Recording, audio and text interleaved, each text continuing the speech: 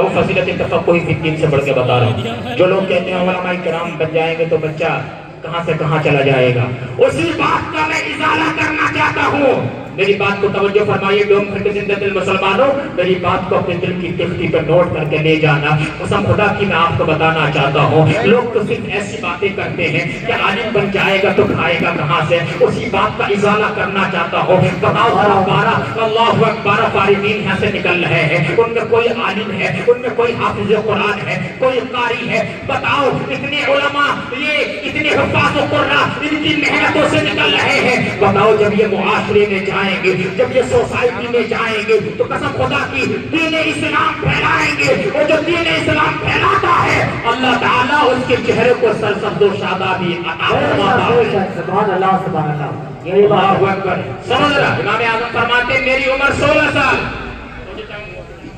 کیا فرماتے ہیں؟ میری عمر 16 سال. جب میں گیا مکے میں کعبۃ اللہ شریف کی زیارت کرنے کے لیے، میرے ساتھ میرے والد حضرت ثابت تھے. فرماتے ہیں کہ میں وہاں جب چل رہا تھا، میرا سفر تھا، تو اچانک بیت اللہ کے سامنے سے ایک بزرگ سفید ریش ان کی داڑھی وہ سامنے سے آتے ہیں.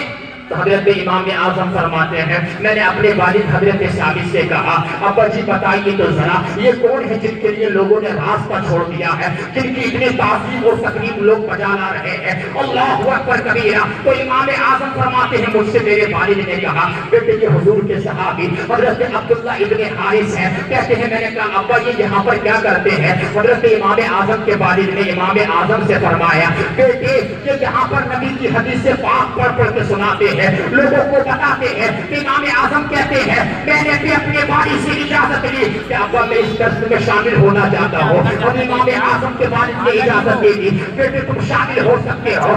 اللہ اکبر کبیرہ. امام اعظم فرماتے ہیں جب میں اس درس میں شامل ہوا تو حضرت عبداللہ ابن حارث نے حدیث پاک سنانا شروع کر دی. دونوں حدیث پاک سنانا شروع کر دی. وہ حدیث پاک کیا تھی؟ حضرت عبداللہ ابن حارث کہتے ہیں میں نے براہ راست اپنے نبی سے سنا. کس سے سنا؟ زور سے بولو ذرا.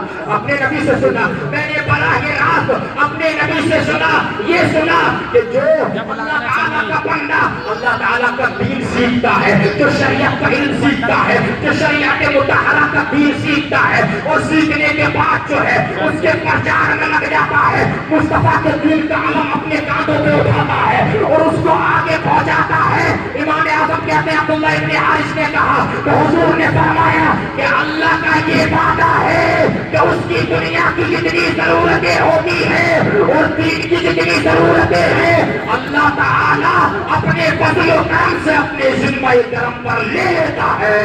بے شک بے شک. اپنے ذمہ کرم پر لے لیتا ہے اور اس کو وہاں سے رزق دیتا ہے میرا حیث لا یحتسب، جہاں وہ سوچ بھی نہیں سکتا ہے. سبحان اللہ. یہ خیال کبھی مت لانا کہ میرا بچہ بن جائے گا تو کہاں کھائے گا. یہ اللہ تعالیٰ کے فیصلے ہیں. جس کو وہ اپنے دین کا عالم بناتا ہے، جس کو دین کا علمدار بناتا ہے، یہ اللہ تعالیٰ کا خصوصی فضل و کرم ہوتا ہے. میرے بھائیو اس لیے اللہ تعالیٰ کو اگر دنیا میں کوئی پسندیدہ ہے تو وہ لوگ پسندیدہ ہیں جو دین پڑھتے ہیں اور دین کو آگے پہنچاتے ہیں. سبحان اللہ. بتاؤ بات صحیح ہے کہ نہیں ہے؟ بالکل بات یہ درست ہے، اس کو آپ سمجھیے.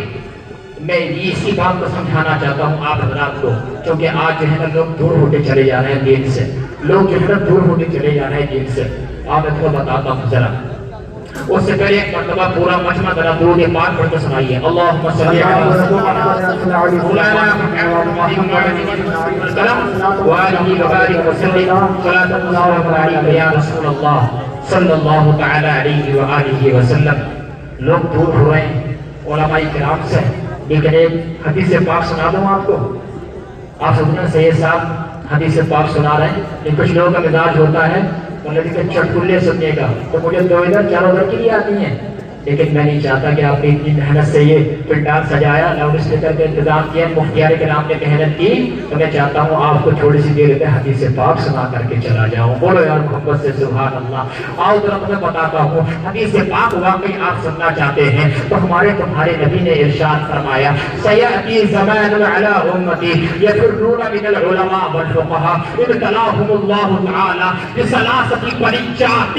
ہمارے نبی نے فرمایا کہ یہ لوگوں میری امت کا ایک زمانہ ایسا آئے گا، ایک دور ایسا آئے گا جب لوگ عالموں سے بھاگیں گے، جب لوگ مفتیان کرام سے بھاگیں گے، جب لوگ عالموں سے بھاگیں گے، باعمل علماء سے بھاگیں گے، تو پھر ان کا رزلٹ کیا نکلے گا، اس کا نتیجہ کیا نکلے گا؟ ہمارے تمہارے نبی نے فرمایا تیری بات کو دل کی تختی پہ توڑ کر کے لے جانا، آگے لوگوں کو بتا دینا اللہ اکبر کبیرہ. جو لوگ علماء سے بھاگیں گے اس کا نتیجہ کیا نکلے گا؟ آقا فرماتے ہیں الاول بثلاثۃ پریچات، اللہ تعالیٰ ان کو 3 عذابوں میں گرفتار کر دے گا. کتنے عذابوں میں؟ زور سے بولے ذرا. 3 عذابوں میں گرفتار ہو جائیں گے. پہلا عذاب کون سا ہے؟ الاول یرفع البرکۃ من اموالہم، اللہ تعالیٰ ان کے مال میں سے برکت اٹھا لے گا، ان کے مال میں سے، رزق میں سے، دسترخوان میں سے برکت اٹھائی جائے گی. اب آپ پوچھیں گے صحیح صاحب کیسے؟ آپ ذرا دیکھیے آج تقریباً 30 سال پہلے چلے جائیے، یہ ہماری بزرگ بیٹھے ان سے پوچھئے کہ پہلے زمانے میں ایک انسان گھر میں کماتا تھا، 10 لوگ ہوتے تھے، سب کے سب کھاتے تھے، لیکن خیرات میں کمی نہیں آتی تھی، رزق میں کمی نہیں آتی تھی، سب کھاتے تھے. لیکن اگر 10 افراد اگر گھر 10 ممبر گھر کے اندر ہے، سب کے سب کما رہے ہیں، آج جو ہے رزق میں بے برکتی ہے، آج مال میں بے برکتی ہے، آج دسترخوان میں بے برکتی ہے. یہ کیوں ہے؟ آج اس لیے بے برکتی ہے کہ علماء سے بھاگنے کے نتیجے میں اللہ تعالیٰ نے تمہاری روزی سے برکت کو اٹھا لیا ہے. اگر تم یہ چاہتے ہو اللہ تعالیٰ رزق میں برکت دے تو ان علماء کرام کے قدموں میں آنا پڑے گا. بولو محبت سے سبحان اللہ. لیکن دوسرا عذاب کون سا ہے اس امت پہ؟ جلدی بتا رہا ہوں. والثانی صلی اللہ علیہ سلطانا جائرا. آقا فرماتے ہیں جب یہ امت علماء سے بھاگے گی، اللہ اکبر کبیرہ، مدرسے میں تم آ کر کے دیکھو گے نہیں یار ہمیں تو غیبت کرنے سے فرصت نہیں ہے، چغل خوری، غیبت، بد زبانی، گالی گلوچ، سمجھ کلامی. پھر ہم مدرسے میں آ کر کے کیا دیکھیں گے کہ مدرسے میں کیسی محنت چل رہی ہے. اللہ اکبر کبیرہ. یہ امت علماء سے دور ہوئی تو دوسرا عذاب اس امت پہ کیا آئے گا؟ غیب کا نبی نے 1500 سال پہلے فرما دیا ہے. وہ نبی جن سے کوئی چیز پوشیدہ نہیں ہے، جو قیامت تک ہونے والے ہر واقعے کو ایسے ملاحظہ فرما رہے ہیں جیسے کہ ہاتھ کی ہتھیلی نظر آ رہی ہے. اور ہمارے امام بریلی کے تاجدار نے فرمایا اور کوئی غیب کیا تم سے لکھا ہو بھلا، جب نہ خدا ہی چھپا تم پہ کروڑوں درود. اسی غیب کا نبی نے فرمایا جب لوگ علماء سے، مفتیان کرام سے بھاگیں گے، دوسرا عذاب اس امت پر یہ آئے گا، اللہ تعالیٰ ان کے اوپر ظالم حکام کو مسلط کر دے گا. ظالم حکام مسلط کر دیے جائیں گے. ذرا بتاؤ آج تم دینی جلسہ کرتے ہو تو بغیر پرمیشن کے نہیں کر سکتے ہو، پہلے کر لیا کرتے تھے. تو علماء سے بھاگنے کے نتیجے میں اللہ تعالیٰ نے تمہارے معاملات کو پیچیدہ کر دیا ہے. اگر اپنے معاملات کو آسان بنانا چاہتے ہو تو علماء کی بارگاہ میں آنا ہوگا، اللہ تعالیٰ تمہارے تمام معاملات کو آسان فرما دے گا. تمام معاملات آسان ہو جائیں گے. اس لیے یہ علماء ہیں، بات سمجھ رہے ہیں؟ ان سے محبت کرو، محبت. تیسرا عذاب کون سا ہے اس امت کے؟ ذرا بتانا چاہتا ہوں، 2-4 باتیں مجھے اور بھی بتانی ہیں. والثالث یخرجون من الدنیا بلا ایمان. تو جو چاہوں گا کہ اللہ تعالیٰ جب علماء سے بھاگیں گے لوگ، جب قرآن دین کے علمدار لوگوں سے بھاگیں گے لوگ، تیسرا عذاب اس امت پہ یہ آئے گا کہ لوگ دنیا سے جو ہے کفر کی حالت میں مر کر جائیں. بات سمجھ میں آ رہی ہے حضرات کے؟ کفر کی حالت میں مر کے جائیں گے، بے ایمان ہو کر مر کے جائیں گے.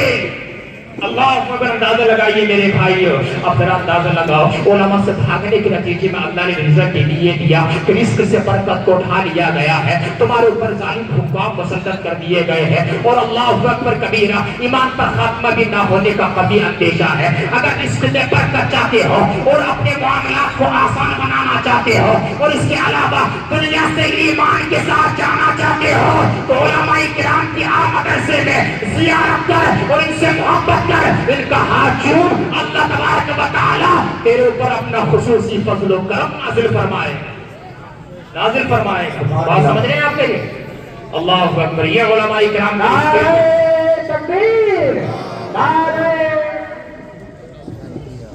تکبیر، نعرہ رسالت، مسلک اعلیٰ حضرت خطیب ہندوستان حضرت علامہ مفتی عمران حنفی صاحب قبلہ، علماء اہل سنت خطیب ہندوستان حضرت علامہ مفتی عمران حنفی صاحب قبلہ، نعرہ تکبیر، نعرہ رسالت۔ آپ بیٹھے رہیں، بالکل بیٹھے رہیں، علماء آپ کی طرف سے کھڑے ہو کر استقبال کر دیں گے۔ بہت اچھا، آپ سترہ اچھے انداز میں آپ بیٹھے۔ الحمدللہ یہ وہ خطیب ہیں، لوگ تو یہ کہتے ہیں کہ علاقے کے ہیں، لیکن الحمدللہ آج ان کی تاریخ بڑی مشکل سے ملتی ہے۔ علامہ مفتی عمران حنفی صاحب قبلہ جہاں بار جاتے ہیں لوگ ان کو بار بار بلایا کرتے ہیں۔ الحمدللہ آپ کے سامنے حضرت علامہ مفتی عمران حنفی صاحب قبلہ پورے موڈ میں بالکل تیار، الحمدللہ تشریف لا چکے۔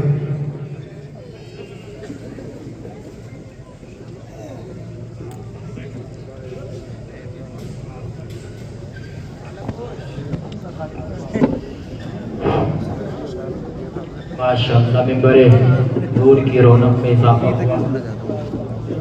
خطیب اہل سنت نشری مسلک اعلیٰ حضرت علامہ مفتی عمران حنفی صاحب قبلہ، اللہ تعالی حضرت کو دراز عمر میں خیر عطا فرمائے۔ میرے بعد انشاءاللہ آپ کو کتاب نایاب کا سماعت کریں گے حضرات۔